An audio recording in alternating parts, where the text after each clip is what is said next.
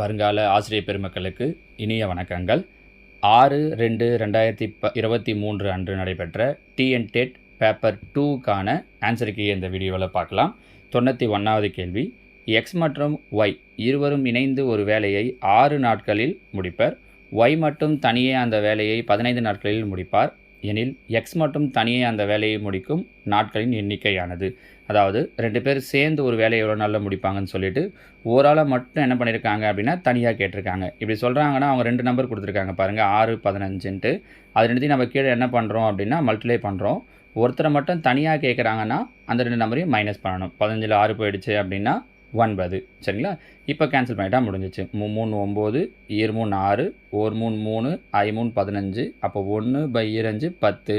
வர ஆன்சரை தலைகீழ எழுதிட்டோம்னா 10/1 அப்படின்னா 10. Answer C. ஓகேவா? அடுத்ததாக 92. 81 பெண்கள் ஒரு வேலையை நாளொன்றுக்கு 8 மணி நேரம் வேலை செய்து 26 நாட்களில் முடிப்பர் எனில் 52 பெண்கள் அதே வேலையை நாளொன்றுக்கு 9 மணி நேரம் வேலை செய்து எத்தனை நாட்களில் முடிப்பர்? இது நம்ம ஏற்கனவே நிறைய பார்த்துட்டோம் பாருங்கள். நேர்மாறல் எதிர்மாறல் டாபிக் நம்ம தனியாக ஒரு 30 கொஸ்டின் வச்சு வீடியோ போட்டிருக்கோம். ஃபார்மில் என்ன சொல்லியிருக்கோம்னா PhD/W person hour days by work. இங்கே பாருங்கள், முதல் லைனில் எத்தனை பெண்கள்? 81 பெண்கள் பர்சன் இன்ட்டு நாளொன்றுக்கு 8 மணி நேரம் ஹவர்ஸ் 8 இன்ட்டு 26 நாட்கள் 26 டேஸ் ஈக்குவல் டு இந்த பக்கம் வந்தீங்கன்னா 52 பெண்கள் நாளொன்றுக்கு 9 மணி நேரம் இன்ட்டு எவ்வளோ டேஸில் முடிப்பாங்க அப்படிங்கிறது தான் கொஷின். கரெக்டாக? அப்படியே கேன்சல் பண்ணலாம் பாருங்கள். 1 26, 2 26, 52 வந்துடும். 1 2, 4 2, 8, 1 9 9, 9 9 81. அப்போ மீதி இருக்கிறது 9 இன்ட்டு 4 இன்ட்டு 1. ஸோ 9 36. அப்போ எத்தனை நாட்களில் முடிப்பாங்கன்னா 36 டேஸ். Option D. ஓகேவா? 93. பின்வரும் நூற்றில் எது பித்தகோரியன் 3 தொகுதிகள் அல்ல? பித்தாகரஸ் நம்பர்னால் எப்படி இருக்கணும்? அந்த 2 சின்ன நம்பரை ஸ்கொயர் பண்ணி ஆட் பண்ணுறோன்னா 3வது நம்பர் கிடைக்கணும். இப்போ பாருங்கள், ஃபஸ்ட் ஆப்ஷன் 3 ஸ்கொயர் பண்ணால் 9, 4 ஸ்கொயர் பண்ணால் 16, ரெண்டுத்தையும் ஆட் பண்ணோன்னா 25, 25ன்றது 5 ஸ்கொயர். இது கரெக்டாக வருது. அவங்க எது தொகுதி அல்லன்னு கேட்டிருக்காங்க. அடுத்தது பாருங்கள், 12 ஸ்கொயர் பண்ணால் 144, 16 ஸ்கொயர் பண்ணிங்கன்னா 256, ரெண்டுத்தையும் கூட்டினோன்னா 400, 400ங்கிறது 20 ஸ்கொயர். அப்போ இதுவும் கரெக்டாக வருது. அடுத்தது 10 ஸ்கொயர் பண்ணால் 100, 15 ஸ்கொயர் பண்ணோன்னா 225, கூட்டினா 325. 325ங்கிறது ஒரு ஸ்கொயர் நம்பரே கிடையாது. அப்போ இது ஆன்சர் இல்லை. ஆன்சர் இல்லைன்னா பித்தகோரியன் நம்பர் இல்லை. அடுத்தது பார்த்தீங்கன்னா 6 ஸ்கொயர் 36, 8 ஸ்கொயர் 64, கூட்டினா 100, 10 ஸ்கொயர். இதுவும் கரெக்டாக வருது. ஸோ அவங்க கேட்டிருக்க கேள்விக்கு எது பித்தகோரியன் தொகுதி இல்லைன்றதுக்கு நமக்கான ஆன்சர் எதுனா சி தான் ஆன்சர். கரெக்டாக? மற்றது எல்லாமே பித்தகோரியன் நம்பராக வருது. அப்போ வராது C. So answer option C. 10, 15, 25. ஓகேவா? 94. சரியான முகப்பு தோற்றம், மேல் பக்க தோற்றம், பக்கவாட்டு தோற்றம் காண்க. ஒரு டயக்ராம் கொடுத்துட்டு ஒரு கியூப் மாதிரி கொடுத்துட்டு அதில் மேலே எப்படி தெரியுது? ஃபஸ்ட்டு முகப்பில் அந்த ஆர்டரில் தான் சொல்லணும். முகப்பில் எப்படி தெரியுது? மேல் பக்க தோற்றம் எப்படி இருக்குது, பக்கவாட்டு தோற்றம் எப்படி இருக்குது அப்படின்னு கேட்டிருக்காங்க. நீங்கள் நல்லா கவனித்து பார்த்தீங்கன்னா முகப்பு தோற்றம் பாருங்கள், இந்த ஷேப் தெரியுது. சரியா? அந்த ஷேப் பாருங்கள், இந்த ஆப்ஷன் பியில் இங்கே வருது. அடுத்ததாக பார்த்தீங்கன்னா மேல் பக்கம் பார்த்தீங்க அப்படின்னா நமக்கு என்ன ஷேப்பில் இருக்குது அப்படின்னா இப்படி இந்த ஷேப்பில் இருந்து மேலே 2 ஸ்கொயர் பாக்ஸ் தெரியுது. அப்போ 2 ஸ்கொயர் பாக்ஸ். அடுத்தது பக்கவாட்டுனா சைடில் இந்த பக்கம் 2 பாக்ஸ், இந்த நீட்டில் 2 பாக்ஸ். ஸோ ஆப்ஷன் பி தான் அவங்க சொன்ன இந்த 3 ஷேப்புக்கும் ஆர்டர் படி கரெக்டாக வருது. So answer option B. மற்றது அந்த மாதிரி வரல, கவனிச்சிங்கன்னா. சரியா? அடுத்ததாக 95. அரை மீட்டர் துணியின் விலை ரூபாய் 30 எனில் 8 1/3 மீட்டர் நீளம் உள்ள அதே துணியின் விலை என்ன? அரை மீட்டர் எவ்வளோன்னா 30 ரூபா. அப்போ 1 மீட்டர் எவ்வளோ? 30 2 60 ரூபா. அவங்க கேட்குறது 60 இன்ட்டு 8 1/3. எப்போவுமே கலப்பு பின்னமாக இருக்குன்னா அது என்னவா மாற்றிக்கணும் அப்படின்னா தகா பின்னமாக மாற்றிக்கணும். அப்போ 8 24, 24 1 25/3. 1 3 3, 2 3 6, 20.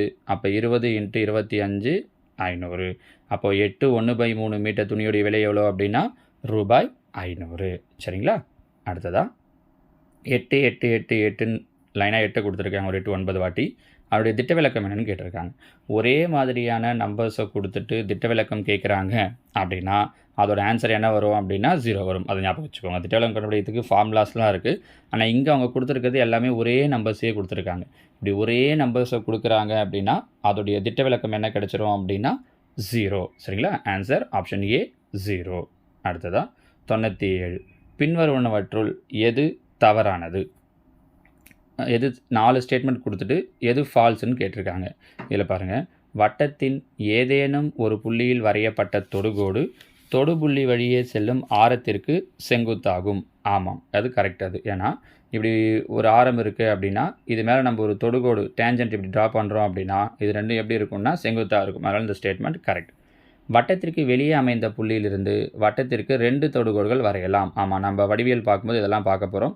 வெளியில் இருக்கிற புள்ளியிலேருந்து 2 தொடுகோடு வரையலாம். கரெக்ட்.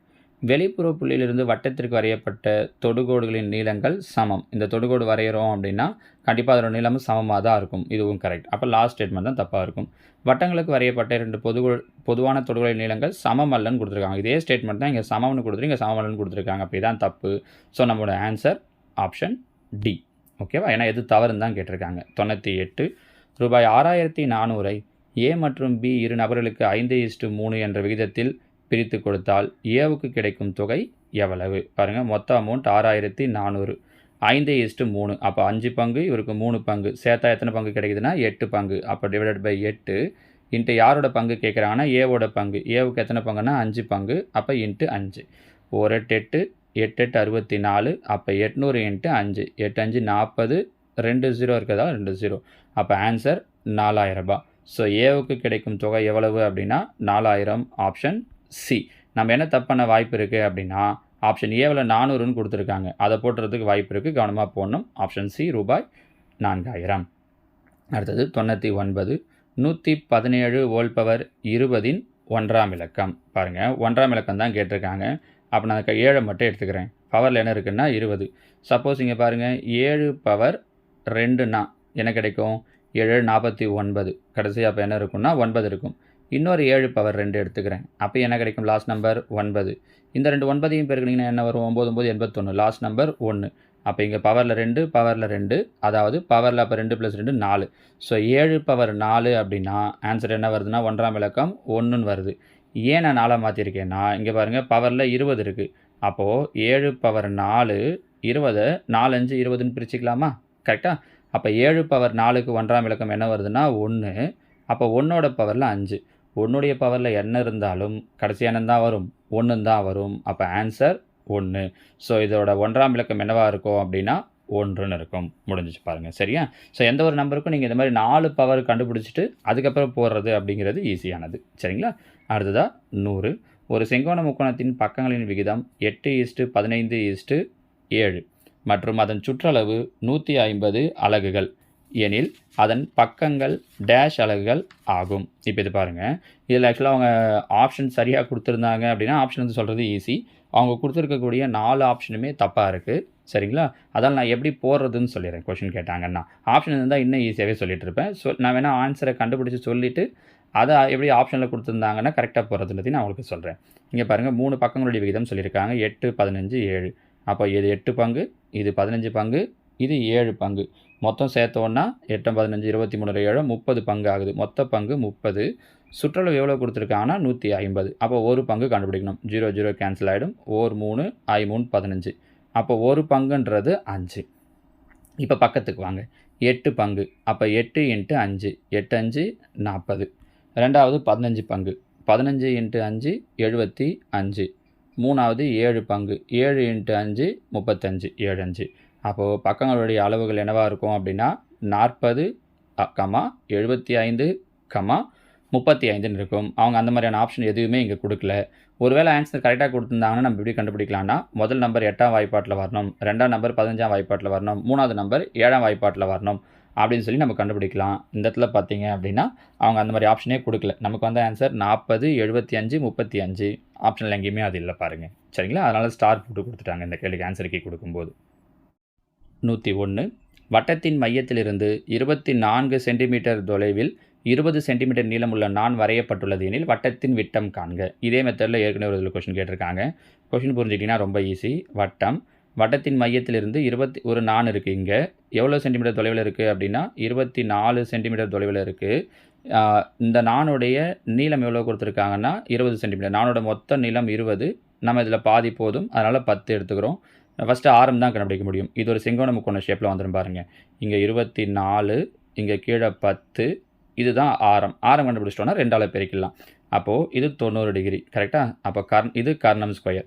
ஸோ இந்த ரெண்டு பக்கத்தையும் ஸ்கொயர் பண்ணுறோம். 24 ஸ்கொயர் பண்ணோன்னா 576, 10 ஸ்கொயர் பண்ணோன்னா 100. கர்ணம் வேணுன்றதால் ரெண்டுத்தையும் ப்ளஸ் பண்ணோன்னா 676. 676ங்கிறது எதனுடைய ஸ்கொயர் அப்படின்னு பார்த்தீங்கன்னா 26ஓட ஸ்கொயர்.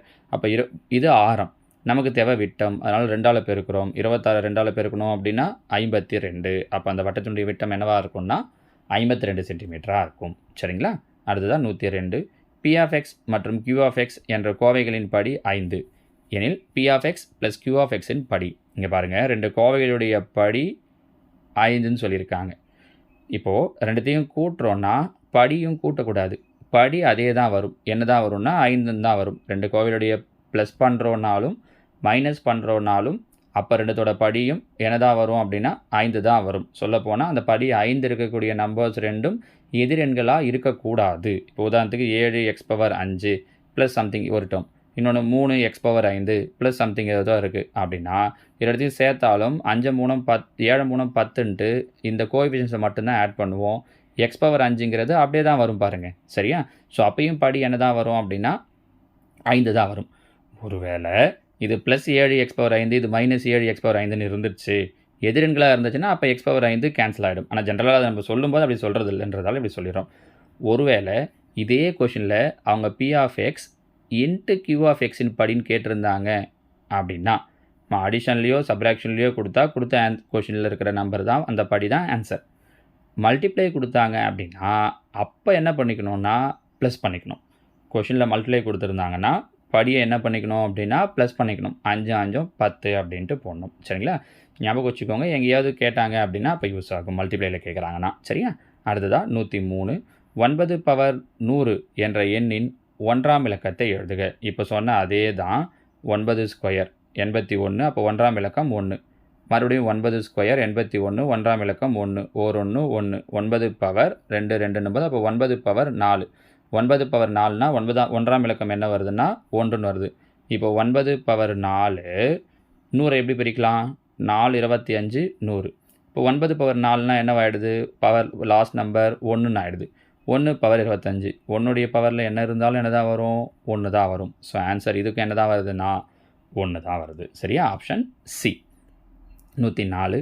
முதல் 10 மிகை முழு எண்களிலிருந்து ஒரு எண் தேர்ந்தெடுக்கப்படுகிறது எனில் அந்த எண் 3இன் மடங்காக இருக்க நிகழ்தகவு. மொத்தம் 10 மிகைமுழு எண்கள் கரெக்டாக.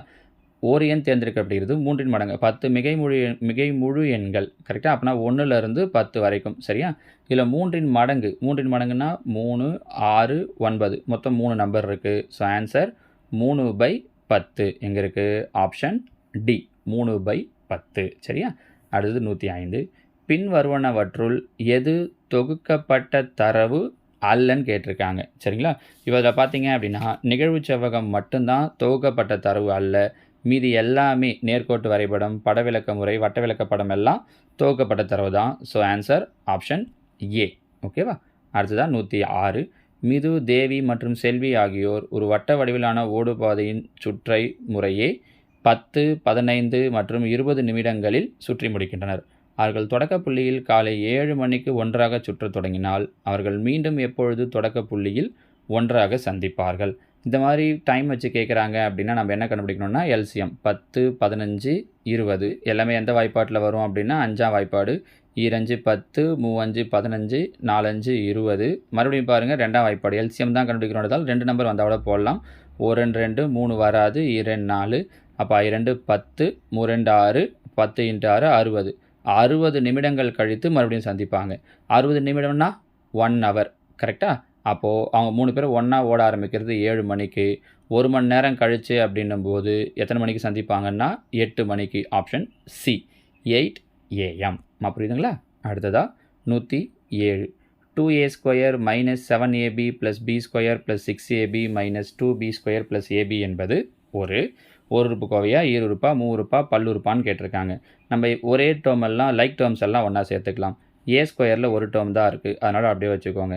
ஏபியில் பாருங்கள், இங்கே ஒரு மைனஸ் 7ab, அடுத்ததாக இங்கே ஒரு ப்ளஸ் 6ab, அடுத்ததாக இங்கே ஒரு ஏபி. அப்போ 6 1 7 மைனஸ் 7 ப்ளஸ் 7 மைனஸ் 7 கேன்சல் ஆகிடும். அப்போ பாருங்கள், ஏபியில் இருக்கிற 3 டேர்மே கேன்சல் ஆகிடும். b² plus b² minus 2b², ஒரு பியில் 2b போயிடுச்சுன்னா மைனஸ் b². அப்போ இது ஒரு டேர்ம், இது ஒரு டேர்ம், மொத்தம் 2 டேர்ம் இருக்குது. 2 உறுப்புகள் இருக்கிறதால இதுக்கு பேர் ஈருறுப்பு கோவை. சரிங்களா? இருக்கிறத அப்படியே பார்த்து பல்லுறுப்பு கோவைன்னு போட்டக்கூடாது. லைக் டேர்ம்ஸ் எல்லாம் ஒன்றா சேர்த்துட்டு அதுக்கப்புறம் தான் முடிவு காரணம். ஓகேவா? 108 தொடர்ச்சியான இரண்டு தொடர்ச்சியான மிகச்சிறிய 2 இலக்க ஒற்றை பகா எண்களின் கூடுதல். மிகச்சிறிய 2 இலக்க ஒற்றை பகா எண்கள் 2 இலக்கத்தில் 2 டிஜிட்டில் வரக்கூடிய ஃபஸ்ட்டு பகா எண் ப்ரைம் நம்பர் எதுன்னா 11. அதுக்கடுத்து வரக்கூடியது 13. அவங்க என்ன கேட்டிருக்காங்கன்னா இது ரெண்டுத்தோட கூடுதல். அப்போ 11 13 கூட்டினோன்னா 24. அந்த வேர்டு என்ன சொல்லியிருக்காங்க அப்படிங்கிறத புரிஞ்சுக்கணும். அவ்வளோதான். அடிஷனோ மற்றதெல்லாம் பிரச்சனையே கிடையாது. இதில் அவங்க சொல்ல வர விஷயம் என்னன்றதை கரெக்டாக புரிஞ்சுக்கிட்டிங்கன்னா முடிஞ்சிச்சு. So answer 24. 109வது கேள்வி பாருங்கள். கலா என்பவர் 7 சென்டிமீட்டர் ஆரமும் 572 சென்டிமீட்டர் நீளமும் உள்ள ஒரு வட்ட சுருள் கட்டை வாங்கினார். இதிலிருந்து அவர் எத்தனை சுருள்களை பெற முடியும்? லென்த் என்ன கொடுத்துருக்காங்கன்னா 572, ரேடியஸ் 7. எத்தனை சுருள்களை பெற முடியும் அப்படின்னும் போது இங்கே என்ன ஃபார்முலா அப்படின்னா லென்த் டிவைடட் பை சர்க்கம்ஃபரன்ஸ், அதாவது சுற்றளவு. வட்டத்தினுடைய சுற்றளவுக்கு ஃபார்முலா 2πr. அப்போ 2 இன்ட்டு பையோட வேல்யூ 22/7 இன்ட்டு ஆரம் எவ்வளோ கொடுத்துருக்காங்கன்னா 7.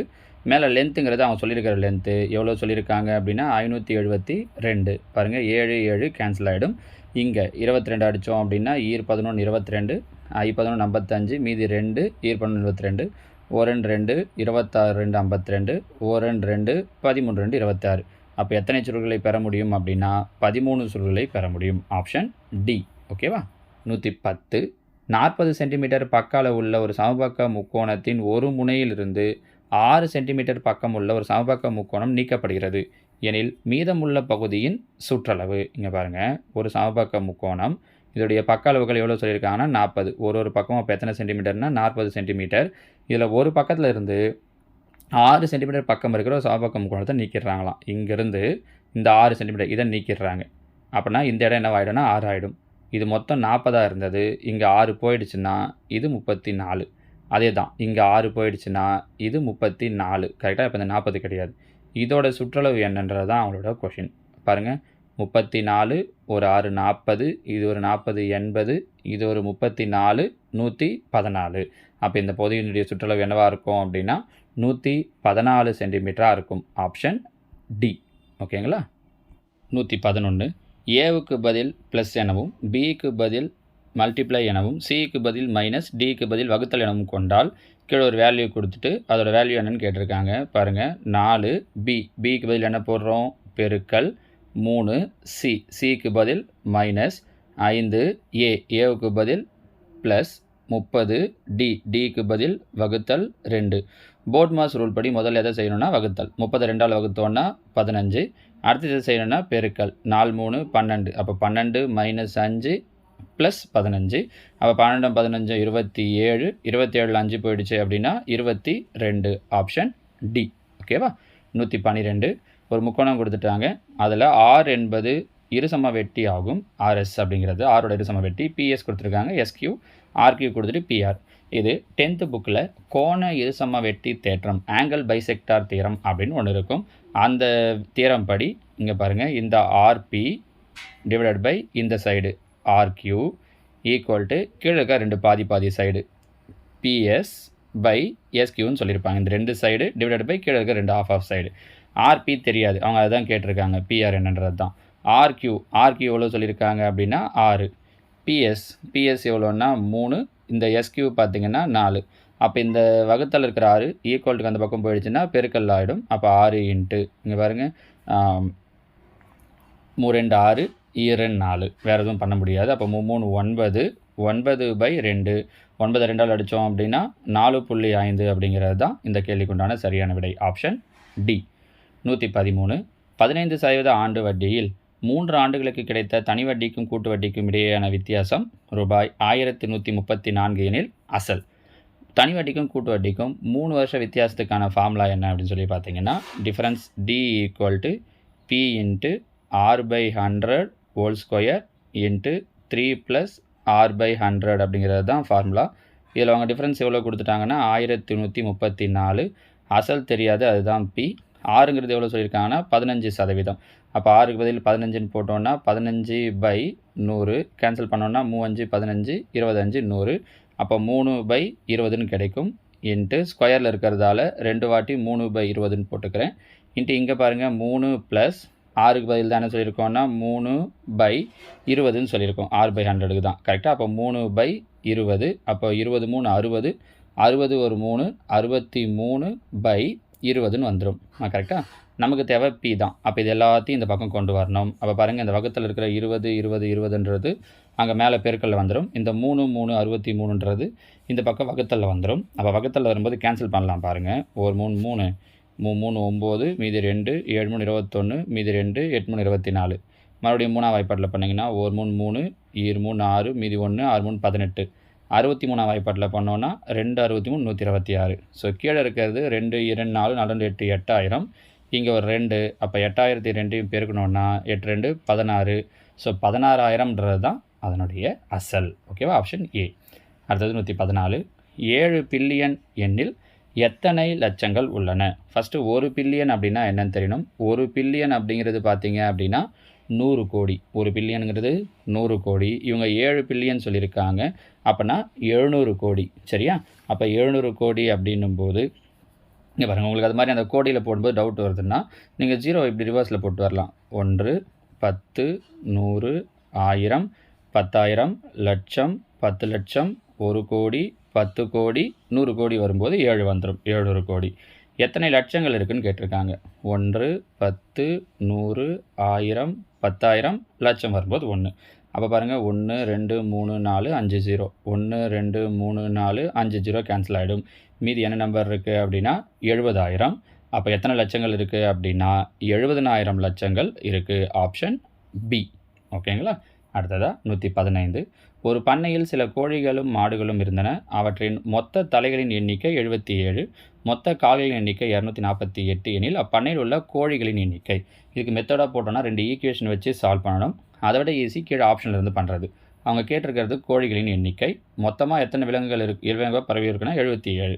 அப்போ அவங்க கொடுத்ததுபடி முதல் ஆப்ஷன் 20 கோழி இருக்குன்னா மொத்தம் 77. அப்போ மீதி 57 ஆடு இருக்கும். கரெக்டாக? கோழிக்கு 2 2 கால். அப்போ 22 40. ஆட்டுக்கு 4 4 கால். அப்போ 7 4 28 5 4 22 22. சேர்த்திங்கன்னா 268ன்னு வருது. ஆனால் அவங்க சொல்லியிருக்கிறது 248. அப்போ இது நம்மளோட ஆன்சர் கிடையாது. ஆச்சா? ரெண்டாவது ஆப்ஷன் எடுத்துக்கலாம். 30 கோழி இருக்குன்னா மொத்தம் 77. அப்போ மீதி எத்தனை ஆடு இருக்குன்னா 47 ஆடு இருக்கும். கோழிக்கு 2 2 கால். 30 2 60. ஆட்டுக்கு 4 4 கால். அப்போ 7 4 28 மீதி 2 188. ரெண்டுத்தையும் சேர்த்தோம் அப்படின்னா 248. அவங்க சொன்னதும் 248 கால் தான். ஸோ ஆன்சர் பி தான் கரெக்ட். மெத்தடாக போடுறத விட உங்களுக்கு இந்த விஷயம் ஈஸியாக இருக்கும். சரிங்களா? அடுத்ததாக கேள்வி எண் 116. 600இன் எக்ஸ் சதவீதம் என்பது 450 எனில் எக்ஸின் மதிப்பு. இது 8th புக்லேருந்து கேட்டிருக்காங்க. 600ஓட எக்ஸ் சதவீதம் x/100 ஈக்குவல் தான் என்ன சொல்லியிருக்காங்கன்னா 450. பாருங்கள், 2 0 2 0 கேன்சல் ஆகிடும். 1 6 6. இங்கே அடிச்சிங்கன்னா 7 42 மீதி 3 5 30. So answer 75. ஓகேவா? அடுத்து 117. விகிதமுறு எண்களுக்கு 0 என்ற எண்ணால் வகுத்தலின் அடைவு பண்பு உண்மையாகாது. இது ஏற்கனவே ஒரு கொஸ்டின் பேப்பரில் கேட்ட கேள்வி தான். அதே கொஸ்டினை தான் இங்கேயும் கேட்டிருக்காங்க. சரிங்களா? அங்கே இந்த பண்பு பற்றிலாம் நம்ம சொல்லியிருக்கோம். அடைவு பண்பு, நேர்மாறு, சேர்ப்பு, சமணி பண்பு பற்றியெல்லாம். அடுத்ததாக 118. ஒரு சீட்டுக்கட்டில் 52 சீட்டுகள் உள்ளன. சீட்டுக்கட்டில் மொத்தம் இருக்கிறது 52 சீட்டு. அதிலிருந்து ஒரு பட சீட்டை எடுக்க நிகழ்தகவு. நான் உங்களுக்கு நிகழ்தகவு பற்றி தனியாக ஒரு வீடியோவே போடுவேன். ஆன்லைன் கிளாஸ் ரெடி பண்ணிகிட்டு இருக்கேன். அதை போட்டுட்டேன்னா அதில் நிகழ்தகவு பற்றின மொத்த விஷயங்கள் வந்துடும். பட சீட்டு அப்படிங்கிறது இந்த ஜாக், கிங், குயினுங்கிற 3 சீட்டை சொல்லுவாங்க. ஒவ்வொரு செட்லேயும் 3 சீட்டு இருக்கும். மொத்தம் 4 செட்டு. அப்போ முன்னாங்கு 12 சீட்டு. ஸோ 12/52 கேன்சல் பண்ண முடியும் பாருங்கள். 4ஆம் வாய்ப்பாட்டில் முன்னாங் 12 13 52. So answer 3/13. Option C. அடுத்தது 119. இங்கே பாருங்கள் ஒரு முக்கோணம் கொடுத்துட்டாங்க. பிக்யூஆருடைய உள்வட்ட மையம் என்ன அப்படின்னு கேட்டிருக்காங்க. உள்வட்ட மையம் அப்படிங்கிறது கோண இருசம வெட்டிகள் சந்திக்கக்கூடிய புள்ளி. இங்கே பாருங்கள் இது 20 20 கோணம் பிரியுது, 30 30 சமமாக கோணம் பிரியுது. ஸோ இந்த கோடும் சந்திக்கக்கூடிய புள்ளி தான் உள்வட்ட மையம். அப்போ இங்கே உள்வட்ட மையம் எது அப்படின்னா எஸ். ஏன்னா அந்த ரெண்டு கோடும் எங்கே சந்திக்குது அப்படின்னா எஸ்ஸில் தான் சந்திக்குது. So answer option B S. ஓகேவா? அடுத்து 120. வட்டக்கோண பகுதியின் வில்லின் நீளம் 44 சென்டிமீட்டர், சுற்றளவு 86 சென்டிமீட்டர் எனில் வட்டக்கோண பகுதியின் மைய கோணம். இங்கே நம்ம முதல்ல பாருங்கள் அவங்க சுற்றளவு கொடுத்துருக்காங்க. வட்டக்கோண பகுதியினுடைய சுற்றளவுக்கு ஃபார்முலா P = L + 2R.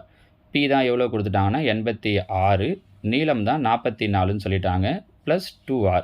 அப்போ ப்ளஸ் 44 இங்கே வந்துருச்சுன்னா -44. 86ல் 44 மைனஸ் பண்ணிட்டீங்கன்னா 42. பெருக்கலுக்கு 2 இங்கே வந்தால் வகுத்தல்ல 2, 42 வகுத்தோன்னா 21. அப்போ இதுதான் அந்த வட்டக்கோண பகுதியினுடைய ஆரம். ஆனால் அவங்க ஆரம் கேட்கல, என்ன கேட்டிருக்காங்கன்னா மைய கோணம். நமக்கு லென்த்து தெரியுன்றதால வில்லி நேரத்துக்கான ஃபார்முலா யூஸ் பண்ணலாம். L = θ/360 × 2πr. வில்லின் நீளம் இங்கே பார்த்தோம் அப்படின்னா 44. அப்போ 44 = θ/360 × 2, பையுடைய வேல்யூ 22/7 × r பார்த்தோன்னா 21. 1 7 7, 3 7 21, 1 3 3, 1 3 3, 2 3 6, 0, 1 2 6 2 12 60, 1 22 22, 22 44. அப்போ இந்த வகுத்தில் இருக்கிற 60 ஈக்குவல் இந்த பக்கம் வந்தால் பெருக்கல். ஏற்கனவே இங்கே 2 இருக்குது. அப்போ 2 60 பெருக்கணும்னா 120 டிகிரி. அப்போ அந்த வட்டக்கோணத்தினுடைய மைய கோண அளவு 120 டிகிரி. Option A. சரிங்களாம்மா? இதோட 6/2/2023 அன்று காலையில் கேட்ட டெட் பேப்பர் 2க்கான ஆன்சர் கீ முடியுது. மீதி இன்னொரு 7 8 கொஷின் பேப்பர்ஸ் வரைக்கும் இருக்குது. அதையும் நாம் அடுத்தடுத்த நாட்களில் பார்க்கலாம். ஓகேவா? தேங்க்யூ.